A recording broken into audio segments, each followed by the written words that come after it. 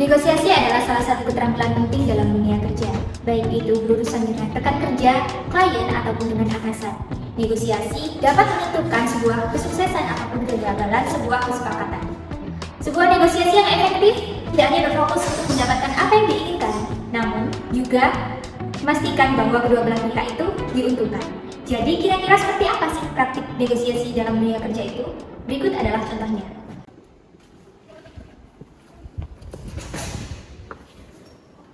Gimana Mbak Sandy, ada yang bisa dibantu? Saya mau kenaikan gaji. Saya sudah 5 tahun kerja di sini dan merasa gaji saya tidak sesuai dengan kerja keras yang saya lakukan. Oke, sebentar ya Sandy. Saya mengerti kamu merasa layak untuk mendapatkan kenaikan ini, tapi mungkin bisa kamu jelaskan dulu secara lebih spesifiknya apa yang menurutmu layak untuk mendapatkan kenaikan gaji ini. Bu, saya datang tiap hari, kerja lebih dari jam kantor, dan tidak pernah bolos. Itu saja sudah cukup kan? Saya rasa tidak perlu detail-detail begitu. Kami menghargai komitmenmu Sandy, tapi untuk kenaikan gaji ini biasanya kami melihat hasil konkret terlebih dahulu, seperti target yang dicapai atau proyek apa yang memberikan dampak signifikan pada perusahaan ini terlebih dahulu. Tapi saya selalu kerja lebih dari orang lain. Saya lihat teman-teman saya di luar sana sudah dapat kenaikan gaji lebih dulu. Saya mau kenaikan 30% atau saya cari kerja di tempat lain. Hah? 30% itu angka yang cukup besar, Sandy. Biasanya, kenaikan di perusahaan ini itu berada di kisaran 5-10% untuk kinerja yang baik. Kami tidak bisa menyetujui angka sebesar itu tanpa pertimbangan lebih lanjut. Saya tidak peduli, saya sudah lama di sini dan merasa tidak dihargai. Kalau perusahaan ini tidak bisa kasih saya gaji yang layak, mungkin memang lebih baik saya pergi. Saya paham kamu merasa frustasi, Sandy. Tapi kita juga harus berdiskusi secara objektif dan mencari solusi yang adil bagi kedua belah pihak. Hanya menuntut tanpa ada data atau pencapaian yang jelas juga tidak akan membantu kita menemukan titik temu. Ini buang-buang waktu. Saya sudah bilang apa yang saya mau. Sekarang tinggal perusahaan yang kasih atau tidak. Sandy, dalam negosiasi ini kita juga harus siap untuk berkompromi. Sikap kamu yang hanya ingin mendapat keuntungan tanpa mempertimbangkan posisi perusahaan juga tidak akan membantu mencapai kesepakatan. Saya sudah bilang dari awal, saya tidak butuh solusi yang ribet. Kalau gaji saya tidak naik, saya akan cari tempat yang lebih menghargai. Baik Sandy, saya pikir kita belum bisa mencapai kesepakatan pada hari ini. Saya sarankan kamu menyiapkan lebih banyak data atau pencapaian yang bisa mendukung permintaanmu sebelum kita melanjutkan sesi diskusi ini. Ya terserah, kalau nanti saya tidak ada di sini lagi, mungkin kalian baru sadar pentingnya saya.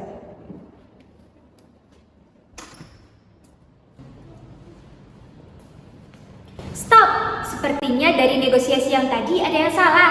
Mari kita analisis bersama-sama. Permasalahan pertama dalam negosiasi tersebut yaitu tidak adanya persiapan.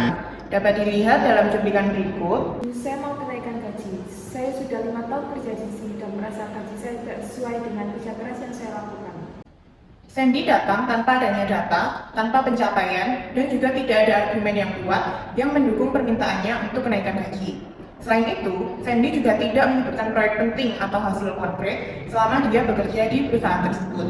Nah, solusi untuk mengatasi permasalahan tersebut yaitu sebaiknya Sandy datang dengan data konkret dan juga dengan pencapaian yang mendukung permintaannya. Selanjutnya, Sandy juga harus membuat argumen yang lebih kuat yang dapat mendukung permintaannya untuk kenaikan gaji.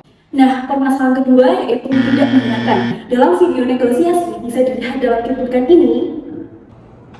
Saya tidak peduli, saya sudah lama di sini dan merasa tidak dihargai. Kalau perusahaan ini tidak bisa kasih saya gaji yang layak, mungkin memang lebih baik saya pergi.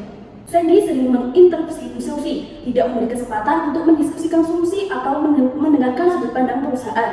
Nah, solusinya, Sandy bisa menawarkan beberapa alternatif, seperti kenaikan gaji yang lebih rendah dengan bonus atau tunjangan lainnya, dan menunjukkan kesiapan untuk berkompromi. Permasalahan yang ketiga adalah tidak fokus pada win-win solution. Hal tersebut dapat dilihat dari negosiasi pada cuplikan berikut ini. Tapi saya selalu kerja lebih dari orang lain. Saya lihat teman-teman saya di luar sana sudah dapat kenaikan gaji lebih dulu. Saya mau kenaikan 30% atau saya cari kerja di tempat lain. Sandy hanya fokus pada kepentingan pribadinya tanpa mempertimbangkan posisi atau keterbatasan perusahaan.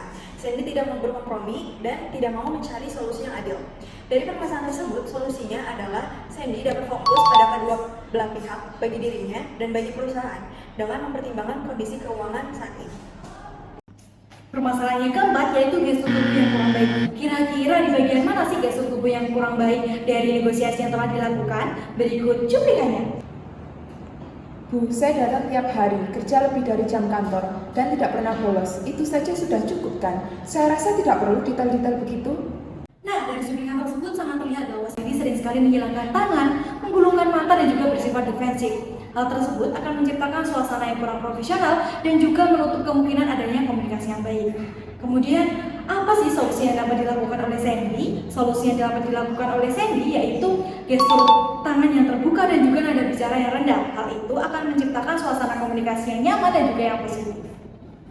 Permasalahan yang kelima yaitu mengancam dengan sikap defensif. Bisa dilihat dari negosiasi pada cuplikan ini. Saya sudah bilang dari awal, saya tidak butuh solusi yang ribet. Kalau gaji saya tidak naik, saya akan cari tempat yang lebih menghargai. Sandy mengancam untuk keluar dari perusahaan jika tidak dipenuhi permintaannya.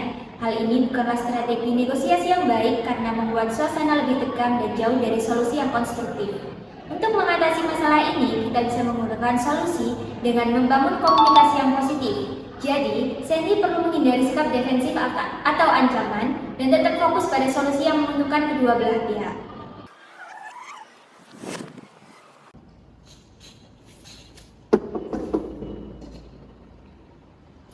Selamat siang, Bu. Siang, Sandy.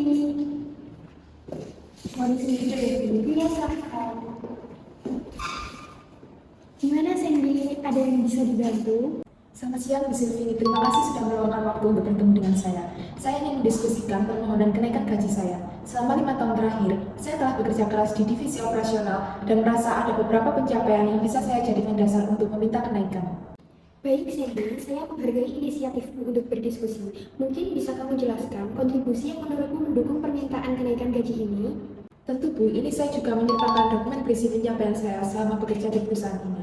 Selama setahun terakhir, saya memimpin proyek peningkatan efisiensi operasional yang berhasil mengurangi biaya operasional sebesar 15%. Selain itu, saya juga terlibat aktif dalam pelatihan tim baru yang berkontribusi pada peningkatan produktivitas sebanyak 20%. Saya berharap kontribusi ini dapat menjadi pertimbangan untuk kenaikan gaji sebesar 15%. Cara ini sangat membantu, Sandy. Saya melihat kamu memang berperan penting dalam proyek-proyek tersebut. Namun, saya ingin tahu, apakah ada faktor lain yang mendukung permintaan ini? Mengingat situasi keuangan perusahaan saat ini cukup menantang, bagaimana menurutmu kita bisa mencari solusi yang adil?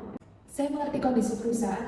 Jika kenaikan sebesar 15% tidak memungkinkan saat ini, saya bersedia mempertimbangkan kenaikan sebesar 10% disertai dengan bonus kinerja yang bisa diberikan jika target tercapai. Saya juga terbuka untuk diskusi mengenai tunjangan atau fleksibilitas kerja lainnya.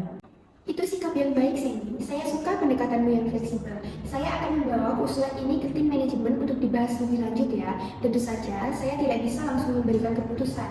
Tetapi, kamu sudah menunjukkan kesiapan dan data yang sangat membantu. Terima kasih Bu Sylvie. Saya senang jika bisa berdiskusi lebih lanjut tentang opsi lain yang bisa memberikan keuntungan bagi kedua belah pihak. Baik, Sandy. Saya akan sampaikan hasil diskusi ini dalam waktu 1 minggu ya. Terima kasih atas persiapannya dan semoga kita bisa menemukan solusi yang tepat. Baik Bu Sylvie, saya tunggu kabar baik selanjutnya. Terima kasih. Terima kasih banyak, Sandy. Nah, dengan menerapkan tips and trik yang baik, kita bisa melakukan negosiasi dengan lebih efektif dan bisa mencapai kesepakatan yang saling menguntungkan.